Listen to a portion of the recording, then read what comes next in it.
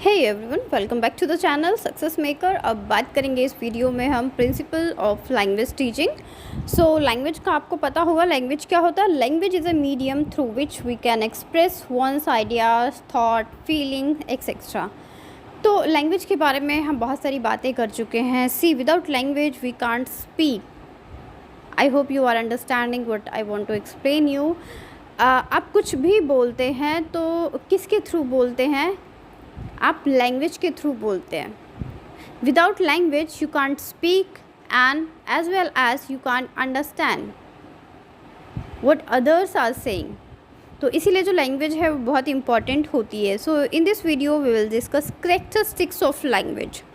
And yes, ये सवाल बार बार आता है कि ये कहाँ ये टॉपिक आपके लिए इम्पॉर्टेंट है। तो यस, ये जितने भी टीचिंग एग्ज़ाम्स हैं वहाँ पे ये, चाहे वो पीआरटी लेवल का हो, टीजीटी लेवल का हो, पीजीटी लेवल का हो, वहाँ पे इम्पॉर्टेंट है। साइड बाय साइड आपका नेट पेपर 1 में जो इंग्लिश का पैगोलॉजिकल पार्ट आता है वहाँ पे ये इम्पॉर्टेंट है। और सी टेट, यूपी टेट, जितने भी स्टेट के टेट होते हैं, जो टीचर एलिजिबिलिटी टेस्ट होते हैं, ये टॉपिक उन सभी जगहों पे पूछा जाता है, राइट। तो अब बात करेंगे करेक्टरिस्टिक्स की। तो सबसे पहला जो इसका करेक्टरिस्टिक है वो क्या है? Language is a vital part of growth process. How it is a vital part of growth process? It is a social act, means of adjustment to control with other people. दूसरों के साथ adjustment करने का ये एक अच्छा तरीका है। Language exist in the society. See, this is very important and it's very common thing. No need to explain this point कि जो language है वो society में ही exist करती है. It is a mean of nourishing and developing culture and establishing human relationship. How a language establishing a human relationship? See, कभी भी हम किसी के साथ रिलेशनशिप बनाते हैं, उसके साथ रिलेशनशिप में आते हैं, तो उसके लिए क्या इंपॉर्टेंट होता है? Which thing is mostly important? How will you going to interact with any other people? By the help of speaking, and when you start to speak you have to use any language. तो जब आप language का use करते हैं indirectly, तभी आप लोगों के साथ क्या कर पाते हैं? रिलेशंस बना सकते हैं, रिलेशन इस्टेब्लिश कर सकते हैं और अपने कल्चर का डेवलपमेंट कर सकते हैं। Next is language is symbolic. Language कैसे सिम्बॉलिक है? Language consist of various symbols that are employed to denote some objects, occurrence और meaning। सिम्बॉलिक है, कुछ चीज़ें देखकर एज इट इज़ बनाई गई हैं, सिम्बल्स का यूज़ किया गया है, इसीलिए लैंग्वेज को क्या बोला गया है? सिम्बॉलिक बोला गया है। Language is systematic. How language is systematic? although language is symbolic, yet symbols are arranged in a particular system. That's why language have phonological and grammar system, or within a system there are several subsystems. You know very well that in grammar a system are made in every you can say in tense, in verb, like अगर आप figure of speeches की बात करें, part of speech की बात करें, noun pronoun की बात करें, एडजेक्टिव्स की बात करें, प्रीपोजिशंस की बात करें, कंजक्शंस की बात कर रहे हैं, सेंटेंसेस की बात करें, टाइप ऑफ सेंटेंसेस की बात कर रहे हैं, या फिर आप बाकी इस आइडम्स, फ्रेजेस, तो हर एक चीज़ का, ये तो मैं सिर्फ इंग्लिश ग्रामर की बात करी, जो लैंग्वेज है, जो कम्युनिकेशन जिससे आप कर रहे हैं वो क्या है? वो एक सिस्टम से बनी हुई है, उसका एक सिस्टम है, उसको जानने का भी एक सिस्टम है। Next point is language is an arbitrary. There is no inherent relationship between the word of the language with their meaning. ऐसा कोई स्पेसिफिक नहीं है कि किसी चीज़ को उसी नाम से क्यों बुलाते हैं। Of the ideas conveyed by them, there is no reason why a female adult being to be called woman in English. There is no idea and there is no reason कि जो लेडी को, एक girl को, female को जब वो adult हो जाती है तो उसको औरत क्यों बोलते हैं? Why the people called them women. औरत इन उर्दू, जैन इन पर्शियन एंड फेमिन in French. The choice of word arbitrary, but once a word is selected for a particular reference it comes to stay as such. जब इसको बोला जाता है, select किया जाता है, तो वहाँ पे ऐसा कोई लॉजिक नहीं होता है कि Y the people called women, right. लेकिन जब इसको यूज़ करने लग जाते हैं तो इसका एज इट इज़ यूज़ होने लग जाता है। दैट्स वाई यहाँ पे बोला गया है कि जो लैंग्वेज है वो आर्बिट्ररीनेस है। Language is a outcome of evaluation and convention. No language can created in a day out of mutually agreed upon formula by the group of women. कोई भी लैंग्वेज तब तक लैंग्वेज नहीं बनती जब तक उसे एक्सेप्ट नहीं किया जाता है ह्यूमंस के द्वारा। Each generation transmit the convention on the next. एक जनरेशन अपनी लैंग्वेज को दूसरी जनरेशन में ट्रांसफ़र करता है। How? If any child born in a Muslim community then definitely he और she learn their native language और their language by their parents, by their grandparents and grandparents. So this is the process of transmission of a language. If you are speaking in English then maybe your would be child, आप अगर आप married हैं तो आप देख सकते हैं कि जो आपका बच्चा है उस पर आपके लैंग्वेज का इफेक्ट पड़ता है, राइट? आप अपने घर के आसपास देखिए, अगर कोई पेरेंट्स हैं वो इंग्लिश में कम्युनिकेट करते हैं then the child is also very good and fluent in English language.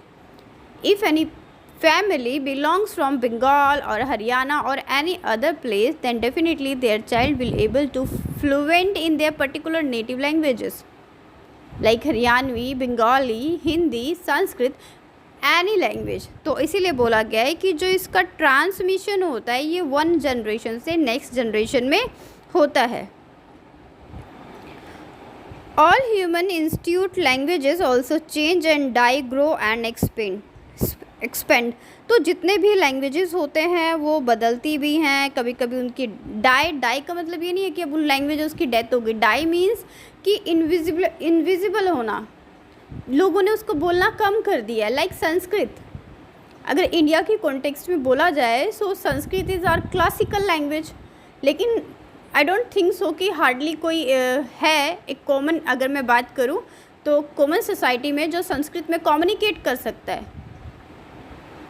20 to 30% लोग ही संस्कृत को समझ पा रहे हैं, संस्कृत का ग्रामर या उसके सेंटेंसेस समझ पा रहे हैं। तो जो कम्युनिकेशन है वो तो बहुत 5 to 10% लोगों में बचा होगा। तो क्या हो रहा है, जो हमारी संस्कृत है वो डेंजर में है। इसी तरह से बहुत सारी लैंग्वेजेस होती है, संस्कृत को तो फिर भी बोला जा रहा है, गवर्नमेंट स्कूल्स में इम्प्लीमेंटेड है संस्कृत, राइट? तो संस्कृत के टीचर्स, संस्कृत के कॉलेजेस, ये सब है। दैट्स वाई अभी जो संस्कृत है वो डाई नहीं हुई है हमारी, लेकिन बहुत सारी संस्कृत को छोड़ के और बहुत सारी लैंग्वेजेस ऐसी हैं जो एग्जिस्ट ही नहीं करती। किसी टाइम पे थी but right now there is no existence. जो लैंग्वेज बिल्कुल से ख़त्म हो गई है उसको बोलते हैं कि उस लैंग्वेज की क्या हो गई है, डेथ हो गई। तो ये सब सेंटेंस का हेर फेर होता है इंग्लिश में। अपने आप जो लैंग्वेज है वो ग्रो करती है और एक्सपेंड होती है। सपोज़ कोई लैंग्वेज है जिसका यूज़ बहुत ज़्यादा हो रहा है, फॉर एग्जांपल इंग्लिश, ठीक है? अच्छा चलो इंग्लिश को छोड़ो, दूसरी language French. Right now in public schools अगर हम बात करें तो हमें 3 लैंग्वेज पढ़नी होती है। आप सब ने 3 लैंग्वेज पढ़ी होंगी 12th स्टैंडर्ड में। तो वहाँ पे अब क्या करते हैं, पहले हिंदी, इंग्लिश एंड संस्कृत था, मोस्टली स्कूल्स में यही था। बट राइट नाउ जितने भी पब्लिक जो हाई स्टैंडर्ड स्कूल्स हैं आप कह सकते हैं सोसाइटी के अंदर, उनमें क्या कर दिया है, संस्कृत को इग्नोर करके उन्होंने फ्रेंच, जर्मन, स्पेनिश इस तरह की लैंग्वेजेस को एक्सेप्ट कर लिया है। तो वो क्या कर रहे हैं, वो जर्मन को स्प्रेड कर रहे हैं, उसको बढ़ा रहे हैं, उसको एक्सपेंड कर रहे हैं। और किसको कम कर रहे हैं, अपनी संस्कृत को, अपनी क्लासिकल लैंग्वेज को। मैं एग्जांपल देके आपको समझा रही हूँ ताकि चीज़ें आपके कंसेप्ट्स क्लियर होते रहें, क्योंकि ये क्वेश्चन कहीं भी पूछा जाएगा, जितने भी कंपटीशन एग्ज़ाम में अगर आता है तो ऑप्शन में आता है, तो आपके कंसेप्ट्स क्लियर होना बहुत ज़रूरी है। Next point is language is productive and creative. Language is both productive as well as creative.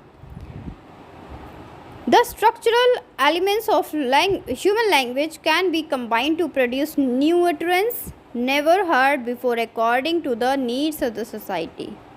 Productive है बिकॉज लैंग्वेज के बिना चीज़ें पॉसिबल नहीं है। और क्रिएटिव कैसे है, क्रिएटिव है कि हम लैंग्वेज का अलग अलग जगह पे अलग अलग सिचुएशन में यूज़ करते हैं, अपने आप को बहुत इफ़ेक्टिव बना लेते हैं, अपनी स्पोकन वे को इफ़ेक्टिव बना लेते हैं। सोसाइटी में जो लोगों की रिस्पेक्ट है, जो वैल्यू है, जो उन्होंने मेंटेन की है, आप कह सकते हैं 40% जो रेशो है वो उनके सिर्फ लैंग्वेज की वजह से है। सोसाइटी में कुछ लोग होते हैं जिनको बहुत पसंद किया जाता है, बहुत लाइक किया जाता है, और कुछ लोग होते हैं जिनको डिसलाइक किया जाता है। Why? Because of their language and behaviour.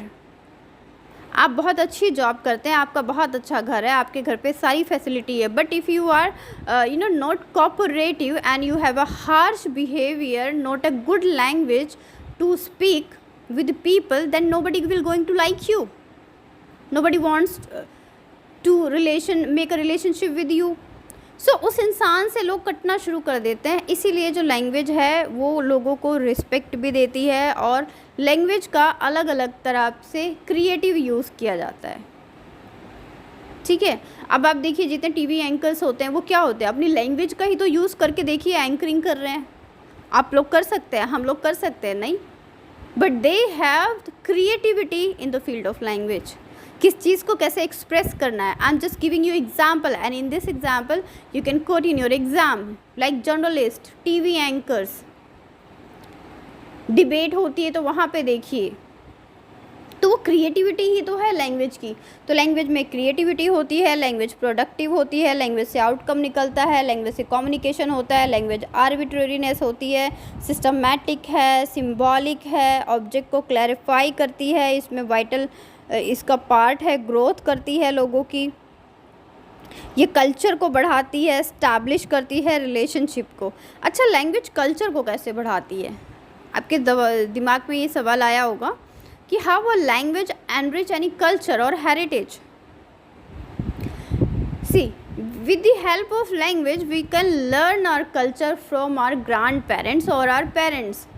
Like हमारी फैमिली में क्या होता था वो हमें किससे सुनने को मिलता है, किससे समझने को मिलता है? या तो हमारे पेरेंट्स से समझने को मिलता है, टीचर्स से समझने को मिलता है, या फिर सोसाइटी के बारे में जानना है तो आसपास के जो हमारे नेबर्स हैं उनसे पता चलता है। तो कैसे पता चलता है? With the help of language. अच्छा, रामायण महाभारत के बारे में हम लोग को कैसे पता है? When we have read the books of Ramayan and Mahabharat which was written in Sanskrit and in right now is available in Hindi also। तो जब हम उसको पढ़ते हैं तभी तो हमको पता चलता है। और पढ़ते कब हैं? when we know कि जो लिखा है उसका मीनिंग क्या है। पहले तो हमें हिंदी आनी चाहिए, राइट? क्योंकि भी जो महाभारत या रामायण जो लिखे गए हैं या तो ये अवधी में, ब्रज में, और इसमें जो आपकी हिंदी में और संस्कृत में लिखे गए हैं, तो आपको वो लैंग्वेज आनी चाहिए। तो यहाँ पे भी क्या है, लैंग्वेज इम्पॉर्टेंट है कि नहीं है? कैसे आपको पता चलता है कि मौर्यंस जो एम्पायर था वो कैसा था, या अशोका का टाइम पीरियड कैसा था? With the help of language. आप अपने कल्चर को कैसे जानते हैं कि पहले लोग किस तरीके से कपड़े वेयर अप करते थे? फ़ोटो देख के आप समझ रहे हैं, दैट इज़ गुड, लेकिन उसके लिए क्या? उसके लिए भी तो लैंग्वेज चाहिए। कोई आपको समझाएगा, बोलेगा, टीचर है, कोई पेरेंट्स हैं या आपके बड़े भाई बहन हैं, तो वहाँ पे भी तो लैंग्वेज यूज़ हो रही है। तो आप खुद सोचिए। ये तो कुछ पॉइंट्स मैंने आपके साथ डिस्कस किए, बहुत सारे पॉइंट्स ऐसे होंगे जो आपके माइंड में आ रहे होंगे। तो इनको छोड़ के अगर कोई पॉइंट आपके माइंड में आ रहा है, so don't forget to comment on the comment session, right? अगर आपको कंटेंट ठीक लगता है तो लाइक कीजिए, और अगर आप नए हैं मेरे चैनल पे तो सब्सक्राइब कर लीजिए। मिलेंगे नेक्स्ट वीडियो में। अपना ध्यान रखिए। Thank you.